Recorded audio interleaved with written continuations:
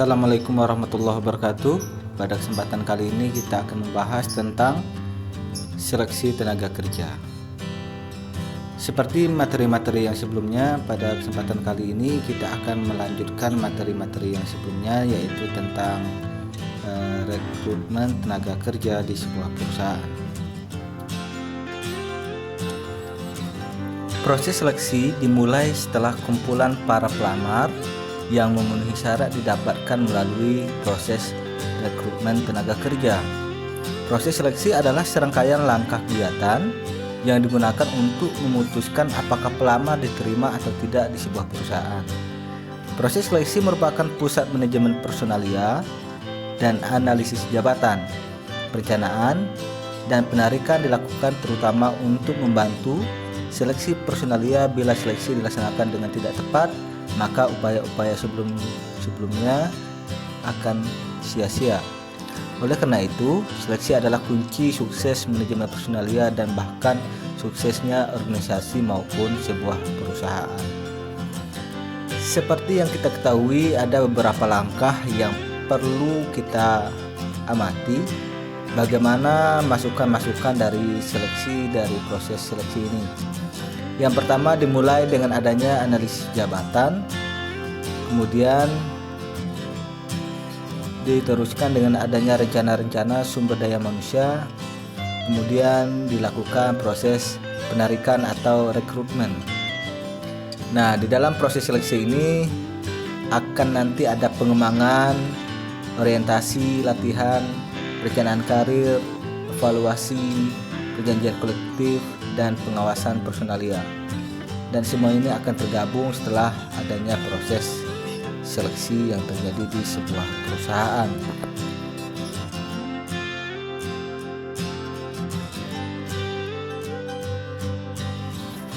Berikut ini gambaran dari langkah-langkah proses seleksi yang terjadi di sebuah perusahaan. Yang pertama dimulai dengan adanya penerimaan pendahuluan pelamar, dengan para pelamar berkunjung atau datang ke sebuah perusahaan. Kemudian dilanjutkan dengan tes-tes penerimaan. Kemudian dilanjutkan lagi dengan wawancara seleksi. Kemudian pemeriksaan referensi.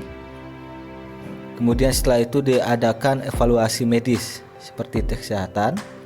Kemudian selanjutnya dilakukan wawancara oleh tim personalia atau penyelia. Dan kemudian selanjutnya pihak perusahaan akan membuat putusan untuk menerima karyawan yang diinginkan tadi atau menolak karyawan yang memasukkan bahan di sebuah perusahaan. Kemudian selanjutnya berikut ini langkah-langkah penerimaan pendahuluan, di mana adanya proses seleksi merupakan jalur dua arah antara organisasi memilih karyawan dan para pelamar memilih perusahaan yang diinginkan. Kemudian selanjutnya juga dimulai dengan kunjungan calon pelamar ke kantor personalia atau dengan permintaan tertulis untuk aplikasi. Kemudian bagaimana penerima pertama ditangani telah mulai membentuk pendapat pelamar tentang perusahaan. Kemudian yang selanjutnya, bila pelamar datang sendiri, wawancara pendahuluan dapat dilakukan, dan hal ini akan sangat membantu dalam upaya menghilangkan kesalahpahaman dan menghindarkan pencarian informasi dari sumber tidak resmi. Kemudian dilanjutkan dengan tahap yang terakhir di sini.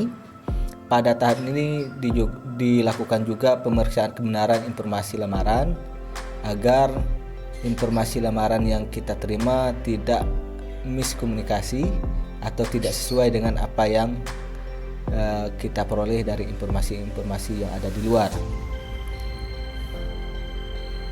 Kemudian selanjutnya ada juga langkah-langkah tes penerimaan. Yang pertama ini merupakan berbagai peralatan bantu yang menilai kemungkinan padunya antara kemampuan, pengalaman, dan kepribadian pelamar dan persyaratan jabatan. Agar tes dapat melolos para pelamar yang tepat, maka tes harus valid. Maksud valid di sini adalah berarti bahwa skor-skor tes harus mempunyai hubungan yang berarti atau signifikan dengan prestasi kerja atau dengan kriteria relevan lainnya. Kemudian, di samping harus valid, tes ini juga harus reliable. Reliabilitas di sini maksudnya adalah tes seharusnya menghasilkan skor-skor secara konsisten setiap waktu seseorang yang melakukan tes di waktu seleksi. Kemudian selanjutnya, berbagai peralatan tes di antara lainnya adalah bisa melalui psikologi tes atau psychological test atau knowledge test atau tes pengetahuan umum, kemudian performance test atau kemampuan pribadi dari seorang pelamar. Berikut ini penjelasan bagaimana bentuk peralatan tes yang ada di sebuah perusahaan, yang dimulai dengan psikologi tes. Nah, psikologi tes ini secara umum dilakukan di berbagai perusahaan, dan psikologi tes ini bermaksud untuk menguji kepribadian atau temperamen, bakat, minat, kecerdasan, dan keinginan berprestasi dari calon pelamar atau calon karyawan. Dan bentuk-bentuk tes ini mencakup dari yang pertama, ada tes kecerdasan atau intelligence test. Nah, intelligence test ini merupakan pengujian kemampuan mental pelamar dalam hal daya berpikir secara menyeluruh ataupun secara logis. Kemudian di samping adanya tes kecerdasan atau intelligence test, ada juga tes kepribadian atau personality test, di mana hasilnya nanti akan mencerminkan kesediaan bekerja sama, sifat kepemimpinan, dan unsur-unsur kepribadian lainnya akan muncul di tes kepribadian. Kemudian ada juga tes bakat. Nah, tes bakat ini melihat atau mengukur kemampuan potensial pelamar yang dapat dikembangkan. Kemudian di samping ada tes bakat, juga ada tes minat, yaitu mengukur antusiasme pelamar terhadap suatu jenis pekerjaan. Kemudian yang terakhir, ada juga biasanya di sebuah perusahaan dilakukan tes prestasi.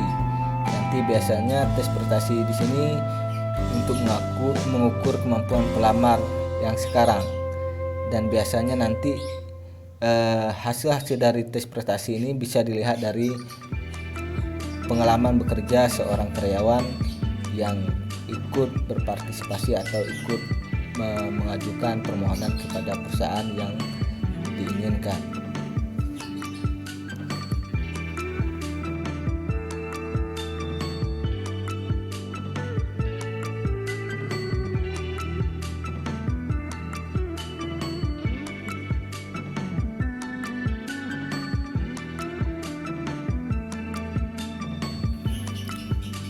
Di samping adanya psikologi tes, ada juga tes pengetahuan. Maksud dari tes pengetahuan ini yaitu bentuk tes yang menguji informasi atau pengetahuan yang dimiliki para pelamar. Pengetahuan yang diuji harus sesuai dengan kebutuhan untuk melaksanakan pekerjaan. Di samping adanya tes pengetahuan, juga ada tes kemampuan. Misalnya apabila sebuah perusahaan ingin melihat kemampuan para pelamar dengan melaksanakan beberapa bagian pekerjaan. Contohnya, jika sebuah perusahaan menginginkan karyawan yang bekerja di bagian administrasi, maka salah satu bentuk tes kemampuan yang dilakukan adalah misalnya dengan melakukan tes komputer dengan cara mengetik surat dan lain sebagainya. Kemudian ada juga langkah yang ketiga, yaitu langkah wawancara seleksi. Maksud dari wawancara seleksi di sini adalah percakapan formal dan mendalam yang dilakukan untuk mengevaluasi hal dapat diterimanya atau tidak terhadap seorang pelamar. Nah, biasanya di sini terdapat beberapa kesalahan-kesalahan yang sering dilakukan saat wawancara. Yang pertama adalah halo effect. Nah, istilah halo effect ini terjadi ketika pewawancara menggunakan informasi terbatas tentang pelamar, kemudian berprasangka dalam evaluasi terhadap karakteristik lain pelamar. Misalnya, ketika seorang pelamar tidak mengetahui bagaimana sebuah perusahaan yang akan diajukan lamaran tadi, kita harus tahu bagaimana perusahaan itu didirikan, kapan, kemudian perusahaan tersebut berdiri di bidang apa saja. Maka itu perlu informasi yang luas seperti itu. Jangan hanya terbatas pada hal-hal yang dasar-dasar saja. Kemudian selanjutnya ada juga kesalahan leading question. Maksudnya di sini adalah akibat adanya pewawancara mengirimkan telegram yang diinginkan dengan cara memberi arah pertanyaan wawancara. Nah, biasanya di sini kadang-kadang terjadi akibat dari adanya rekrutmen secara internal. Nah, biasanya sering terjadi seperti ini. Kemudian selanjutnya, yang ketiga, personal biases. Nah, biasanya adalah kesalahan ini merupakan hasil prasangka pribadi pewawancara terhadap kelompok-kelompok tertentu. Nah, misalnya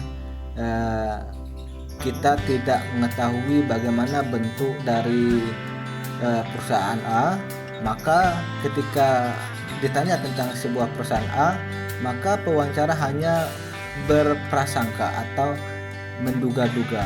Maka hal tersebut tentu merupakan kesalahan yang sangat fatal dalam proses wawancara.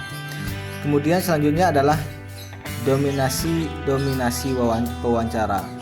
Nah, biasanya ketika menggunakan waktu wawancara bisa dilakukan dengan yang maksimal, akan tetapi waktu ini digunakan untuk hal-hal yang tidak penting, seperti misalnya membual, kemudian memberikan informasi tentang pribadi, kemudian tentang keberhasilan